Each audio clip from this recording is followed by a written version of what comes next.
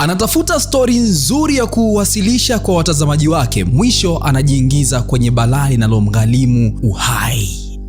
Mzigo unaanza mwaka 1977 katika makazi ya Cabrini Green. Anaonekana kijana mdogo akiwa anacheza zake hapa. Wakati huo mama yake anamwambia ashuke chini kwenda kufua nguo, kwa maana ya kwenda kule panakoitwa laundry mat. Akiwa njiani kuelekea chumba cha kufulia, anapita karibu na maafisa kadhaa wa polisi waliokuwa zao doria. Dogo anaingia ndani ya chumba cha kufulia, na akiwa hapa ghafla anasikia mtu akiunguruma kwa sauti ya ajabu hivi. Akiwa bado anashangaa, mwanaume mwenye ndoano badala ya mkono anajitokeza kwenye tundu lililokuwa ukutani hapa, na Dogo anavyoona hivyo anapiga kelele na kuwafanya maafisa waliokuwa nje kukimbia kuja kuchunguza nini kinaendelea.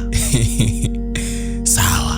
Mzigo unatuleta miaka mingi baadaye. Ni mwaka 2019 sasa, na bado katika eneo lile lile la Cabrini Green. Leo Brianna na mpenzi wake Anthony McCoy wanapokea ugeni wa mdogo wao, huyu black anaitwa Troy. Troy anajaribu kuwauliza kuhusiana na uelewa wao na hili eneo jipya ambalo wamehamia. Mazungumzo hayo yanageuka kuwa hadithi za kutisha zilizokuwa maarufu katika eneo hilo ambalo wamehamia. Anazima taa na kuwasha mishumaa ili kutengeneza suspense environment. Kama umewahi kuhudhuria kideoni ya Mwanangu I Am Rahul, bana what a controversy. Kisha akaanza kusimulia hadithi kuhusu mwanamke aitwaye Helen Ryle. Helen alikuwa ni mwanafunzi aliyekuwa akifanya utafiti kuhusu historia ya giza katika haya maeneo ya Cabrini Green, lakini udadisi wake ulidaiwa kumpeleka kwenye wazimu usiokuwa kawaida. Kwa mujibu wa Troy, Helen hata alimteka mtoto mchanga, na baadaye umati wa watu ukamuokoa mtoto huyo kabla Helen hajajiua kwa kujirusha kwenye moto mkubwa hivi. Baada ya stori zote hizo, Brianna alimtania mdogo wake kuhusiana na namna ambavyo huwa anapenda kuongeza chumvi, yani drama hivi. Ingawa Anthony alionyesha kuwa huenda sehemu ya hadithi hiyo ikawa na ukweli fulani hivi, lakini alipotezea. Asubuhi iliyofuata Anthony alikutana na Clive ili kumwonyesha kazi yake mpya ya sanaa ya uchoraji, lakini Clive hakufurahishwa na level ya ubora wa kazi ya Anthony, kwani ofisi nzima inamwaminia kinoma kuwa kipaji cha Anthony ni kikubwa, so sio sawa kwa msanii mkubwa kama yeye kufanya kazi ya kiwango cha chini vile. Alionyesha kukatishwa tamaa, akamkumbusha Anthony kuhusu kipaji chake kikubwa alichokuwa nacho mwanzoni na matumaini ambayo watu walikuwa nayo kwake. Anthony alitetea kuwa amekuwa busy akichunguza historia ya jamii zilizopuuzwa ili apate michoro ya hadithi kali zenye story kali zaidi. Hapa Clive anamshauri aangalie maeneo yenye historia nzito kama Cabrini Green ambako amehamia sasa hivi, akisema kuwa eneo hilo lingeifanya kazi yake iwe na nguvu zaidi kuliko mada alizozizoea kuzionyesha kwenye maonyesho yake kadhaa yaliyopita. Leo Anthony anafuata ushauri wa Clive na anakuja huku kufuata story. Akiwa hapa anavutiwa sana na hadithi moja ya Cabrini Green. Akiwa anapiga picha hapa, ghafla anaumwa na nyuki kwenye mkono wake wa kulia. Hakujali sana, si tunafahamu kuwa nyuki ni dawa ya kansa akapotezea. Anaingia ndani ya eneo hili na kuendelea kupiga zake picha zaidi. Muda mfupi baadaye, mwanaume mmoja anamuita kutokea nyuma, na Anthony anapogeuka, mwanaume huyo ajitambulisha kwa jina la William Burke. Burke anamweleza kidogo kuhusiana na mazingira ya Cabrini Green, huku akimsihi kuwa makini kutokana na kuwa mgeni kwenye eneo hili hapa kuna wahuni kibao. Anthony anamsaidia Burke kubeba nguo zake kuelekea kwenye chumba cha kufulia, huku akimchimba zaidi kuhusiana na hadithi za mji huu. Bila kusita, Burke anamweleza kuhusu hadithi ya kutisha ya jamaa aliyekuwa anaitwa Candyman, kiumbe aliyekuwa chanzo cha hofu katika eneo hilo. Kwa Burke, hadithi ya Candyman ilianza alipokuwa mtoto na alipomfahamu mwanaume mmoja aliyeitwa Sherman Fields. Sherman alikuwa na ndoano badala ya mkono na alikuwa maarufu kwa kuwapa watoto pipi. Siku moja wembe ulipatikana ndani ya pipi ya msichana mdogo aliyopewa na Sherman, hivyo Sherman akawa mshukiwa mkuu wa kesi hiyo. Burke anakumbuka kwamba bila kukusudia aliwahi kuwaongoza polisi kumkamata Sherman baada ya kupiga kelele miaka mingi nyuma, yule dogo ambaye tulimuona mwanzo pale. Anasema maafisa hao walimpiga Sherman kikatili hadi kumuua, na baadaye tena ulipatikana wembe ndani ya pipi licha ya kuwa walishamuua Sherman. Hii ikaweka wazi kuwa Sherman hakuwa na hatia kwa kifo cha yule binti aliyepatikana na wembe kwenye pipi yake. Na hapo ndipo hadithi maarufu ya Candyman ikazaliwa. Inasemekana kwamba ukiangalia kwenye kioo na kutaja jina Candyman mara 5 utatokewa na kuuawa na huyo Candyman.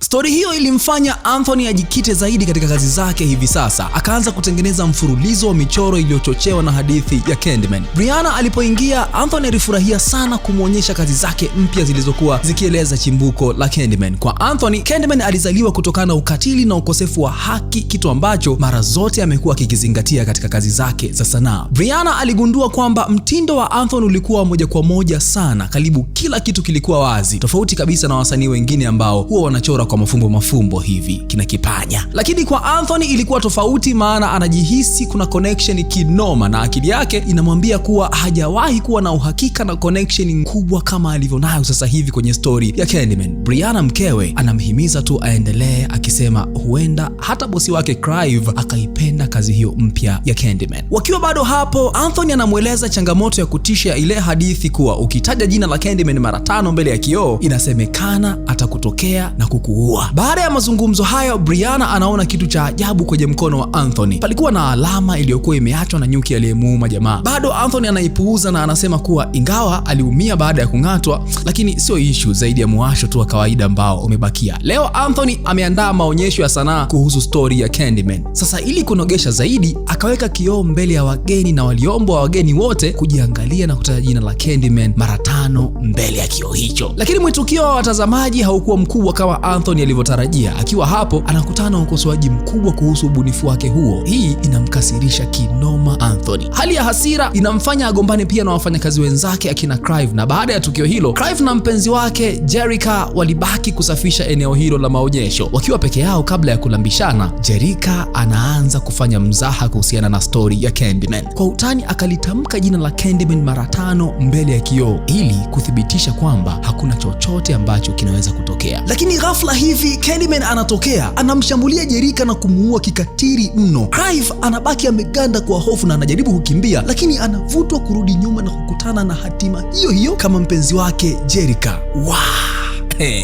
Noma. Nikukumbushe kusubscribe, kulike na kucomment bila kusahau kushare ili hii burudani isiwahi kumpita yoyote yule ambaye unamkubali, and of course you're welcome. Asubuhi inayofuata Brianna alifika kwenye jumba la sanaa, akakuta kuna damu nyingi zikielekea sehemu ambayo miili ya Clive na Jerica imelala. Habari zilipoenea kwamba miili hiyo imepatikana karibu na maonyesho ya Anthony badala ya kuhuzunika alionekana kuwa mtulivu isivyo kawaida. Hata alisema kwamba alikuwa amefurahishwa na umaarufu ambao tukio hilo umeleta kwenye maonyesho yake. Brianna na Troy wakashtushwa na tabia hiyo. Ingawa Anthony anajaribu kujieleza, Brianna aliondoka akiwa amemind kinoma mchizi, na baadaye Brianna alianza kukumbuka tukio baya lilowahi kumtokea utotoni mwake. Alimkumbuka baba yake ambaye alijiua kwa kujirusha kutokea dirishani. Alipoamka kutoka kwenye kumbukumbu hiyo, aligundua Anthony hayupo karibu naye. Alimtafuta na kusikia akiwa bafuni. Alipomsemesha, alisisitiza kwamba yuko salama huku akiwa amefunga mlango kwa ndani. Asubuhi iliyofuata, Anthony aliendelea kufanya utafiti kuhusiana na story ya Candyman na Helen Ryle. Akiwa ndani ya lifti, aliona pipi ikizagazagaa chini na yeye si akaiokota. Alivyoiokota hivi anajikuta amejikata kidole kwa wembe uliokuwa umefichwa ndani ya pipi, na alipoona damu anashtuka na kwa muda mfupi anaiona picha ya Candyman. Ghafla hii inamfanya apaniki na kuanguka chini. Kimaajabu lifti inaanza kutikisika mpaka iliposimama ghafla na milango kufunguka. Kila kitu kinakuwa kimya kana kwamba hakuna kilichotokea. Anthony anachomoka kwenye lifti akiwa bado na mawenge la tukio hilo. Jeraha la kuumwa na nyuki kwenye mkono wake nalo linaanza kuwa baya zaidi. Limekuwa ganda jeusi ambalo taratibu linaanza kusambaa na kufunika sehemu kubwa ya mwili wake. Baadaye alikutana na Finley nyumbani kwake kwa ajili ya mahojiano. Walizungumza kuhusu chuki ya Anthony dhidi ya watesi wa jamii ya watu maskini, hasa katika kazi yake ya sanaa. Wakati wa mazungumzo, Anthony anamchallenge Finley kwa kumtaka ataje jina la Candyman mara 5 mbele ya kioo, na Finley anaenda bafuni kujaribu. Wakati huo Anthony alibaki akijitazama kwenye kioo. Ghafla akajiona amegeuka taswira ya Candyman ikimwangalia kutoka ndani ya kioo. Yeye amekuwa Candyman. Anthony anashtuka kinoma na kusema lazima aondoke hapa. Anachomoka kana kwamba ni mtu ambaye amechanganyikiwa. Sasa baada ya Anthony kuondoka, huku nyuma Finley anashambuliwa bafuni na nguvu isiyoonekana. Candyman anamkata koo na kumjeruhi vibaya. Baadaye wakati wa chakula cha jioni, Anthony anaonekana kuwa mbali kinoma kimawazo. Anashindwa kuzingatia mazungumzo na ghafla anaamua kuondoka licha ya Brianna kumwomba abakie hapa. Anthony anaenda zake tena kumuona Buck. Anamueleza kwamba alikuwa akiwaona wahanga wa Candyman na kwamba alikuwa akitumia maono hayo kwenye kazi zake za kisanii. Buck anamueleza kuwa Candyman si mtu mmoja, ni ishara ya kizazi baada ya kizazi cha wanaume weusi ambao wamewahi kudhulumiwa kwenye jamii hizi masikini. Kisha akamueleza Anthony hadithi ya mwanzo kabisa. Hadithi hiyo ilianza mwishoni mwa miaka ya 1800 na mwanaume aitwaye Daniel Lobitaille. Daniel alikuwa msanii mweusi mwenye kipaji aliyeajiriwa na familia tajiri ya wazungu. Daniel na binti mkubwa wa familia hiyo walipendana bana, na msichana huyo alipokuwa mjamzito, baba yake alikasirika sana, akawatuma watu kumshambulia Daniel. Walimpiga na kumtesa kinoma, wakamkata mkono, wakampaka asali ili nyuki wamshambulie, kisha wakamchoma moto akiwa hai. Sasa huku nako Brian anaona michoro ya kutisha ya Anthony na anaanza kuwa na wasiwasi mkubwa kuhusiana na hali ya akili yake. Anthony anamkuta akiangalia michoro hiyo, akamwambia asiendelee kuitazama. Akaanza kuzungumza kuhusiana na ukweli aliyouchora kwenye stori yake ya Candyman, lakini Brian anakataa akidai ni uongo. Akitaka kuthibitisha kwamba Candyman hayupo, akaanza kulitaja jina lake kwenye kioo. Anthony anamwahi na kuvunja vioo ili kumzuia. Hii inamtia hofu zaidi Brian na kumwambia Anthony akae mbali naye, kisha akaenda kukaa na mdogo wake Troy. Wakati huo huo, katika shule moja kuna hili kundi la warembo hapo wakiwa bafuni wakijaribu kupiga hadithi za Candyman. Baada ya mmoja wao kuona maonyesho ya Anthony, kwa pamoja wanaanza kutaja jina la Candyman, Candyman, Candyman. Mmoja wao anaogopa na kuacha kabla hawajamaliza. Mwingine anajificha ndani ya kibanda cha choo, na walipomaliza kutaja jina hilo hakuna chochote kilichotokea. Ni uongo bana. Lakini ghafla mlango ukafungwa kwa ndani na wakanaswa bila kutoka. Mmoja wa wasichana hao akarudi kwenye kioo na wengine wakaanza kusikia sauti za kutisha, huku ndoano ya Candyman ikimvamia mmoja baada ya mwingine. Msichana aliyekuwa amejificha kwenye choo akaona jinsi marafiki zake wakishambuliwa kikatili mno noma. Wakati huo Anthony alikuwa akizidi kudhoofika mwili na akili. Jeraha lake lilikuwa likizidi kuenea. Akiwa amekata tamaa kabisa, akaenda hospitali ili kuangalia hali yake. Huko akagundua kwamba mama yake alikuwa amemdanganya kuhusiana na mahali alikozaliwa. Mama yake alishtuka aliposikia kuwa Anthony anazungumza kuhusu stori za Candyman na stori za Cabrini Green. Alijaribu kukwepa maswali, lakini Anthony aliendelea kumsukuma mpaka alipogundua ukweli. Yeye ndiye mtoto mchanga aliyekuwa ametekwa miaka mingi iliyopita. Helen alikuwa akijaribu kumwokoa Anthony kutoka kwa Candyman ambaye alikuwa na mipango mibaya juu ya mtoto huyo. Annie Marie alificha ukweli huo ili Anthony aweze kukua na kuishi maisha ya kawaida bila kuwa na trauma ya hadithi ya yale ambayo alikabiliwa nayo alipokuwa mtoto mdogo. Pia alimweleza kwamba jamii ilikuwa imefanya makubaliano ya kutomtaja tena Candyman kwa sababu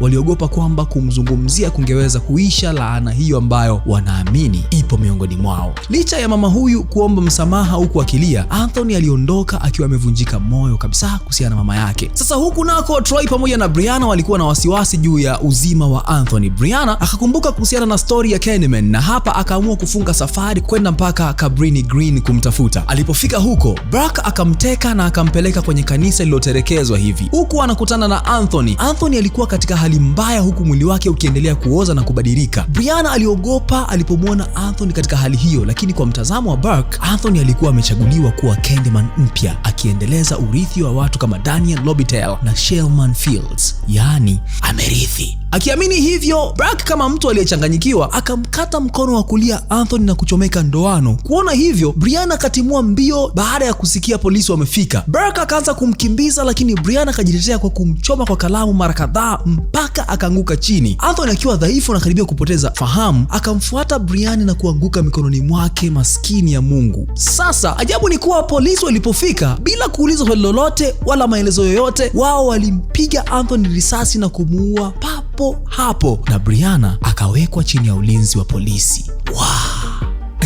Hawa wote bana ni kundi la maafisa mafisadi, na hapa afisa mkuu anamshinikiza achague moja kati ya mambo mawili: ama amlaumu Anthony kwa mauaji yote au akubali kwamba yeye mwenyewe alikuwa mshirika wake kwenye yale ambayo yamefanyika ili akaozee jela. Sasa Brianna chap akaelewa michezo ya hawa maafisa feki, akafanya makubaliano nao, lakini kwanza akaomba ajitazame kwenye kioo. Walipomruhusu tu, Brianna akamtaja Candyman mara ya kwanza, Candyman mara ya pili, ya tatu na ya nne, kisha akasema Candyman kwa mara ya 5. Muda mfupi baadaye, afisa mmoja akatoka ndani ya jengo akiwa amekatwa koromeo. Kisha Anthony akatoka akiwa amebadilika na kuwa Candyman na akaanza kuwashambulia maafisa waliobaki mmoja baada ya mwingine. Tulia hapo, unakimbia nini? Tulia kikulambe. Brianna kuona hivyo akashuka kutoka kwenye gari la polisi na kushuhudia Anthony akimalizana na hawa maafisa wote. Hapa kundi la nyuki likaanza kumzunguka Anthony. Mwili wake wote umebadilika na hapa akachukua sura ya Candyman wa asili. Sasa maafisa wengine walipofika kwenye eneo hilo kwa ajili ya kurespond call yao ya kazi, Lobitel akamwangalia Brianna kisha akasema kwa utulivu, "Tell everyone," akimaanisha mwambie kila mtu.